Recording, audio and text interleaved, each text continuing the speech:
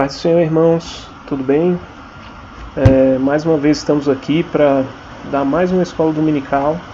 Hoje nós iremos estudar a lição de número 10, certo?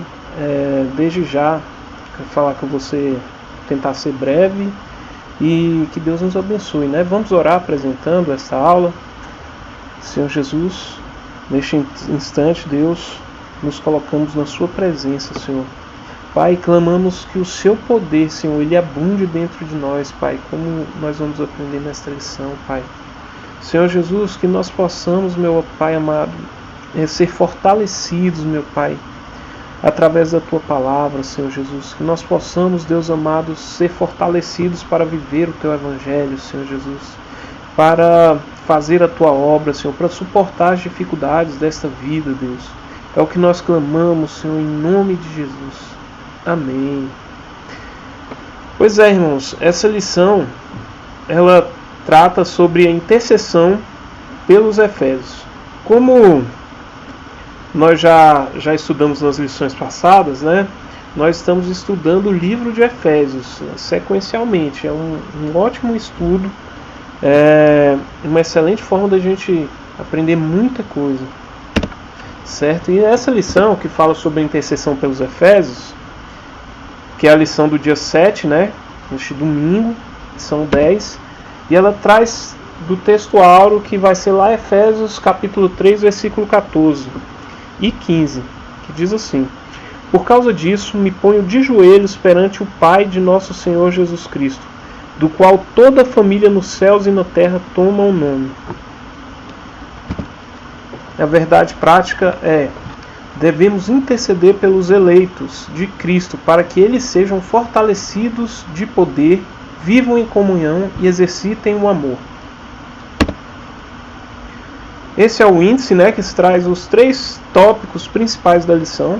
O primeiro é corroborados com o poder do Espírito.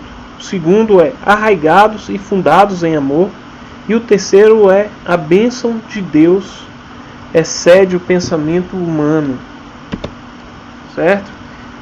Então, irmãos, vamos fazer uma contextualização. Vejam bem, no capítulo 1, o apóstolo Paulo, ele falou sobre o chamado, sobre a eleição. E ele vai mostrando lá que os cristãos eles foram predestinados desde antes da fundação do mundo, certo? Para serem santos para o Senhor.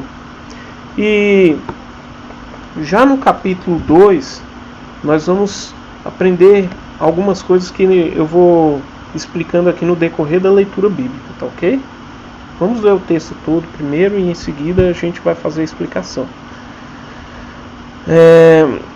A leitura bíblica ela está em Efésios 3, do 14 ao 21, que diz assim: Por causa disso, me ponho de joelhos perante o Pai de nosso Senhor Jesus Cristo, do qual toda a família nos céus e na terra toma o nome, para que, segundo as riquezas da sua glória, vos conceda que sejais corroborados com poder pelo seu Espírito no homem interior, para que Cristo habite pela fé no vosso coração, a fim de, estando arraigados e fundados em amor, poderdes perfeitamente compreender com todos os santos qual seja a largura e o comprimento, e a altura e a profundidade, e conhecer o amor de Cristo, que excede todo o entendimento, para que sejais cheios de toda a plenitude de Deus.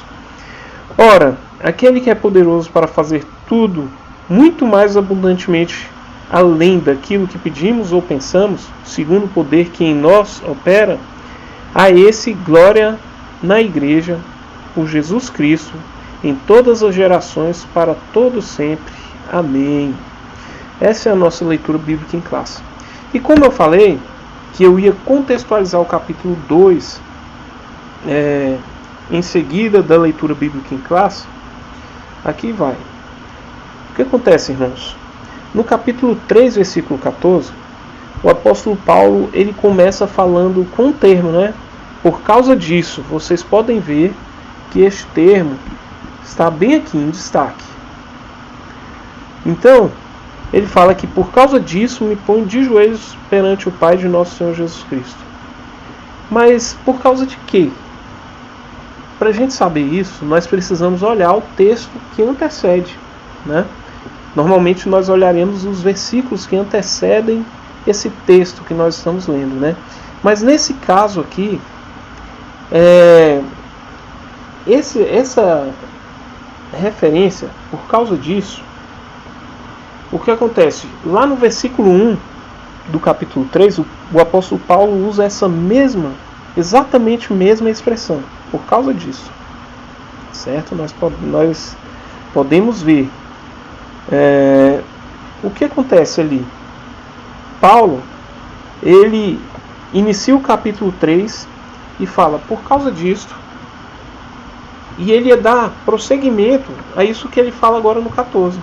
Só que aí ele volta, por causa disso, se bem que ele vai explicar ali do versículo 1 ao versículo 13 o que nós vimos na última aula, que é sobre o mistério que Deus tinha deixado oculto desde os séculos dos séculos, né? Desde a antiguidade, e que agora foi revelado. E ele vai mostrar ali, ele faz tipo em português a gente diria que isso seria tipo um adjunto, né, explicativo, uma ideia essa, né? Mais ou menos. É como ele dá uma explicação antes de falar a razão. Esse por causa disso, né? Então ele dá essa razão, ele vai explicar ali, como nós aprendemos na última aula, que Deus ele tinha um mistério revelado, escondido, oculto aos homens, e que esse mistério ele foi revelado agora, e que ele, Paulo, era o instrumento de Deus para revelar esse mistério, né? E esse mistério a gente aprendeu que é o quê? É que os gentios também fazem parte da família de Deus, que eles também fazem parte da igreja, e que todos se tornam família de Deus, gentios, judeus, todas as pessoas que creem em Jesus, né? Então, por causa disso que nós temos que ver é o que vem antes do capítulo 3, que é referente ao capítulo 2. Entenderam? Então vamos lá. O que diz no capítulo 2? No capítulo 2 diz assim: por causa disso, por causa do que foi dito, né, no capítulo 2, os cristãos, o que foi dito no capítulo 2?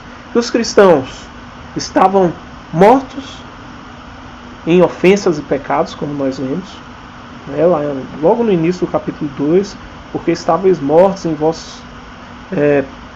e Cristo e Deus vos vivificou, né, quando estavam mortos em ofensas e pecados. Ou seja, Ele nos ressuscitou, Ele nos deu vida com Cristo, né? Nós estávamos mortos em ofensas e pecados. A outra coisa que ele fala é que agora que Ele nos deu vida, nós somos salvos pela graça. Ou seja, não por obras. Ele fala, né, pela graça sois salvos, e não por obras. Isso não é mérito nosso, né? Para que ninguém se glorie. Em seguida, ele vai explicar que, como todos fomos salvos, gentios e judeus, nós nos tornamos família de Deus, certo? Que é o que ele explica no 3, do 1 ao 13 também.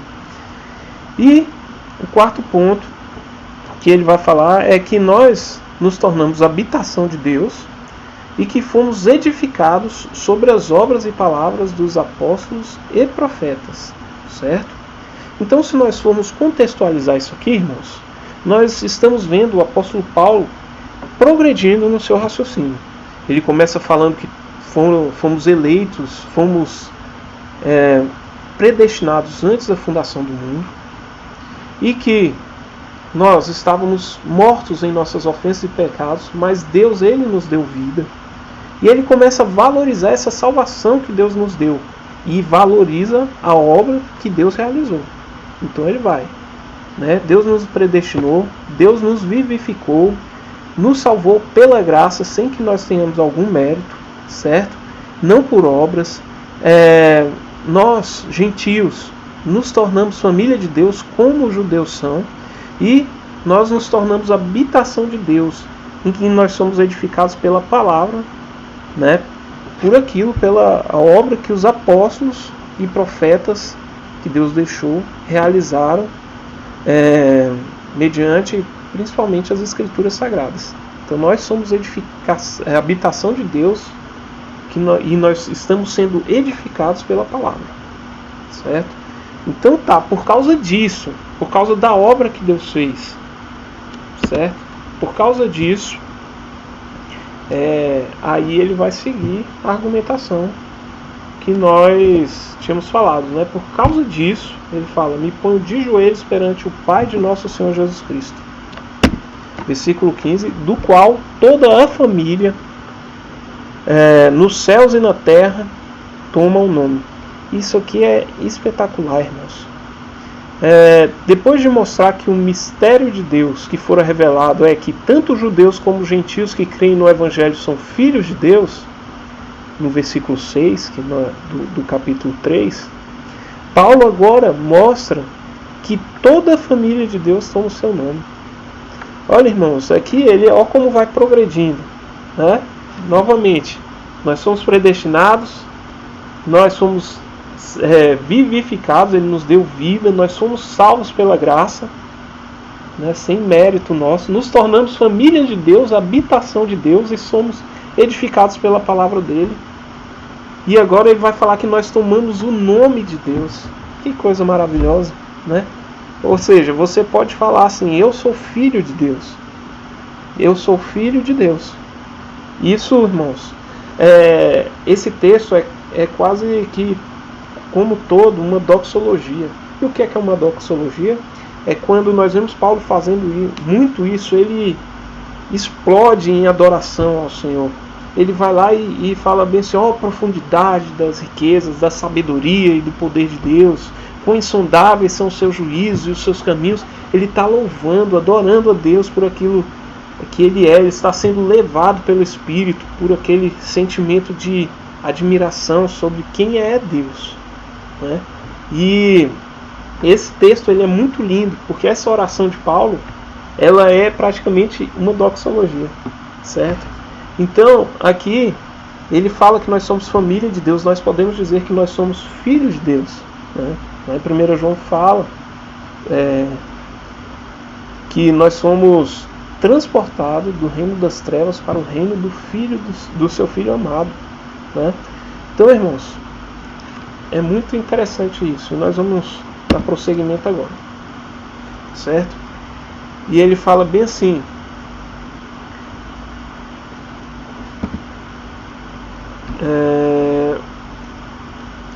ora, no versículo 19, 20 e 21, né?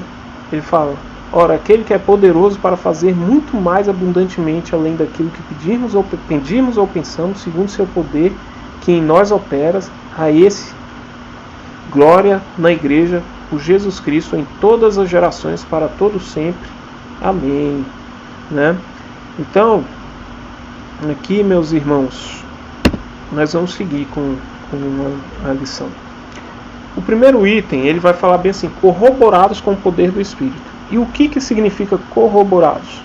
Corroborados significa fortalecidos, que nós poderíamos dizer, um dos itens principais desse texto, né, de Efésios 3, do 14 ao 21. Ele frisa muito isso, certo? E o que acontece nesse texto, irmãos, é que Paulo, ele nos chama, ele ora clamando a Deus para que Deus nos torne participantes do seu poder, para que nós possamos experimentar esse poder de Deus. E quando nós falamos poder aqui, é no sentido de que o poder de Deus vai nos dar força, vai nos fortalecer para viver uma vida totalmente agradável ao Senhor, certo? Então aqui, olha só, as riquezas de sua glória. Nesse texto nós vamos ver 4 itens, nós podemos dizer que são 4 itens principais, né? Que Deus, ele é riquíssimo, ele é abençoador da igreja, e Paulo, ele pede excelência aos irmãos. Então são as 4 coisas que a gente pode ver, é que do pedido da oração de Paulo, né? A oração de Paulo se baseia em que eles fossem fortalecidos pelo poder, que fossem habitados por Cristo, que compreendessem o amor divino, e que fossem plenamente desenvolvidos espiritualmente. Certo? Com relação a fortalecidos no poder, irmãos, Paulo, aqui ele destaca que essa operação se dá no homem interior, né? Ele fala, sejam fortalecidos no homem interior. Se vocês forem ler esse texto, né, fica claro isso. O que é ser fortalecidos no homem interior? Certo? O interior aqui que ele trata não não está falando de nada externo, né? Ele está falando da nossa mente, do nosso coração, da nossa consciência e vontade. Tanto que eu coloquei a referência aqui de 2 Coríntios, capítulo 4, 16 e 17, né? E ele vai trazer aquele texto que os irmãos conhecem. Ele fala bem assim, que ainda que o nosso homem exterior se corrompa, o nosso homem interior, ele é fortalecido, né? Eu estou falando com minhas palavras aqui, mas ele vai progredindo de glória em glória. Esse texto ele é muito lindo, irmãos, porque ele casa perfeitamente com isso que a gente está falando.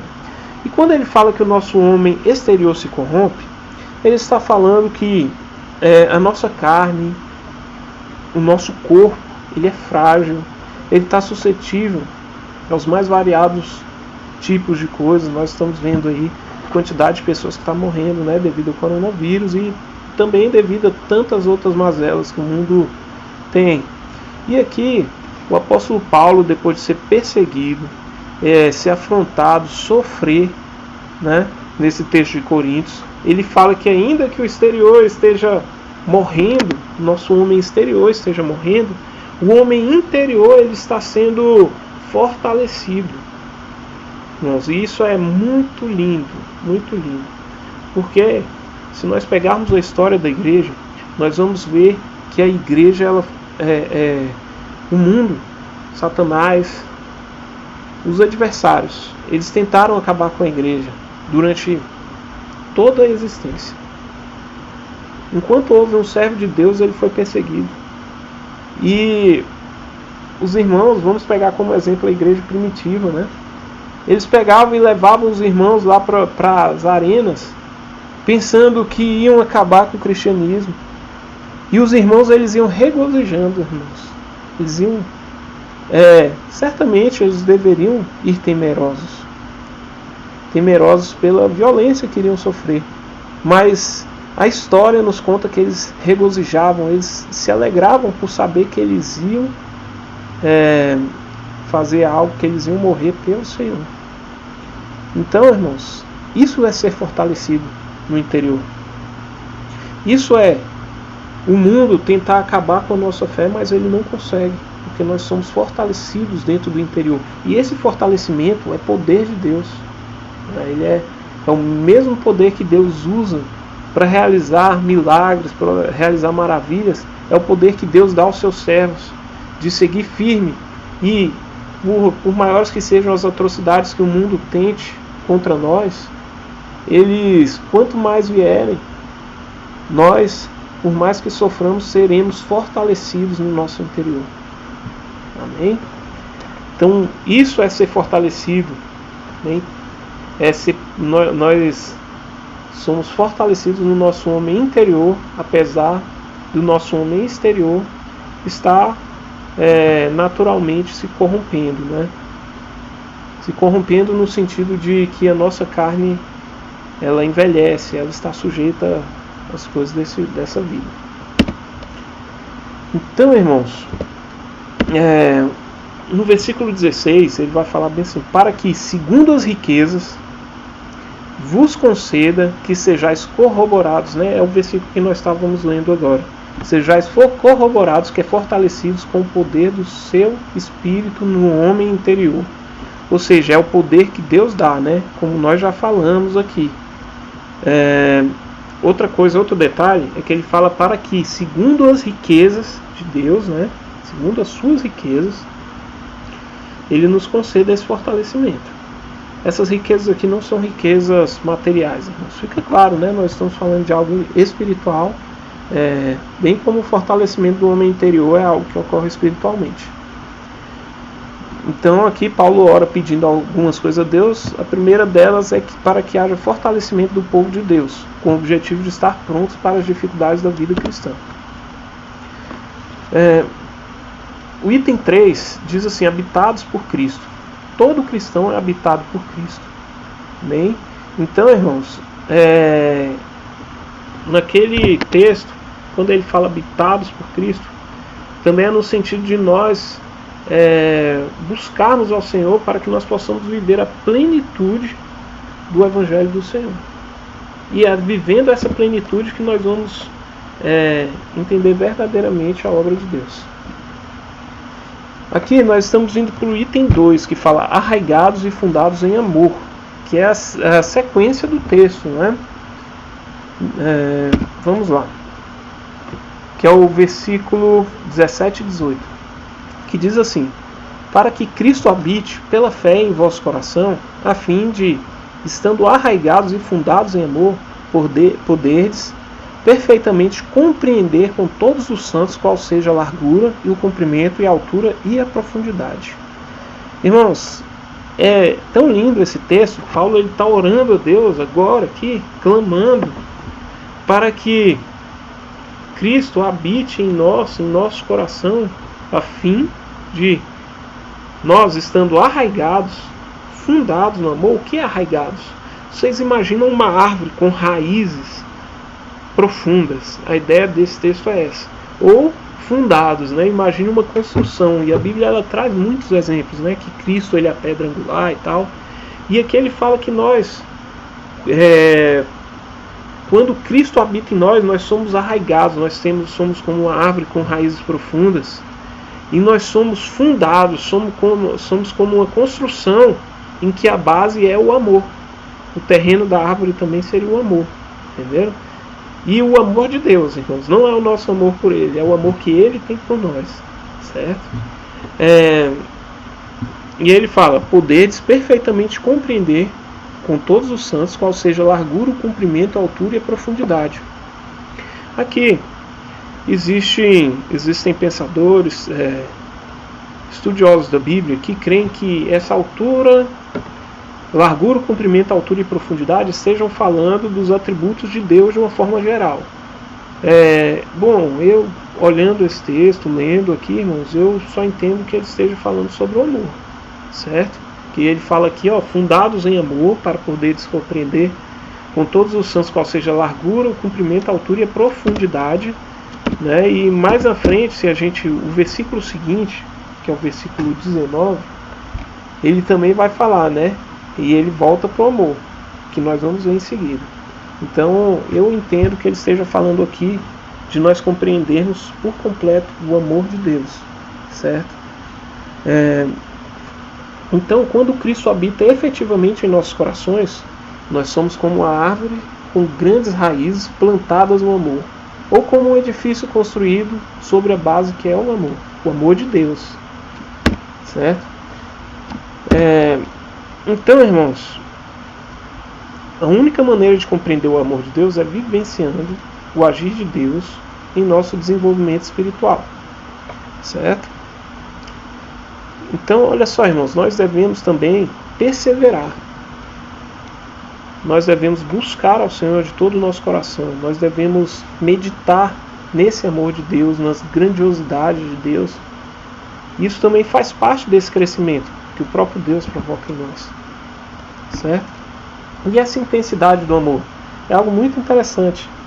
Ele fala bem assim: a esperança não traz confusão. Aqui é o Romanos 5, né? Que ele vai citar o amor de Deus, né? A esperança não traz confusão, porquanto o amor de Deus está derramado em nosso coração pelo Espírito Santo que nos foi dado. Romanos 5:5, né? E assim, irmãos, Cristo, Ele é tudo. Cristo, nós não podemos compreender plenamente a Deus, a Jesus Cristo. Nós não podemos compreender plenamente o amor dele, mas nós podemos experimentar esse amor. Nós podemos vivenciar esse amor. Então, porque Deus ele é inentendível, né? por aquilo que Ele é, nossa mente ela é limitada, é incapaz de entender a intensidade desse amor que excede todo o entendimento. Mas nós temos a possibilidade de experimentar esse amor.